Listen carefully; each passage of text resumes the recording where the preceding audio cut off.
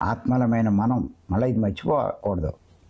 నువ్వు ఆత్మ అని గుర్తుంచుకుంటేనే మన పని అంటే దేహం పని కాదు, ఆత్మ పని ఏమిటి అది.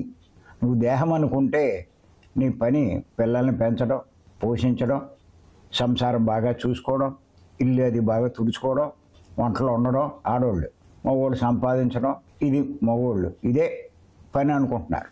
ఎన్ని శరీరం ఉన్న వాళ్ళకు ఉండే అవసరాలు ఇవి. కానీ మీరు ఆత్మలో, శరీరం కాదు. ఆత్మ పని ఏమిటి అది తెలియాలి అంటే నువ్వు ఎక్కడి నుంచి వచ్చావు? పరలోకం నుంచి. ఎందుకు వచ్చావు?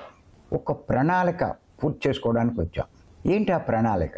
కొన్ని అనుభవాలు పొంది అంతకుముందు చేసిన కర్మలను బట్టి వాటి ద్వారా, అనుభవాల ద్వారా పాఠాలు నేర్చుకుని జ్ఞానం పెంచుకొని ఉన్నత లోకాలు చేరుకోవడానికి, ఉన్నత లోకాల్లో ఉన్నతమైన స్థితి సంపాదించడానికి.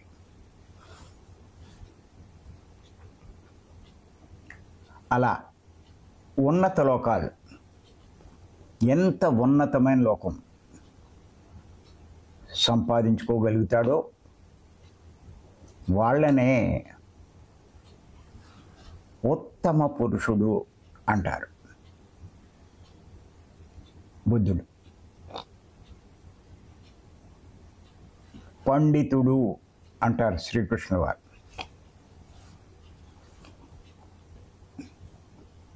పూర్ణాత్మ అంటారు పత్రి గారు. అదే మన లక్ష్యం.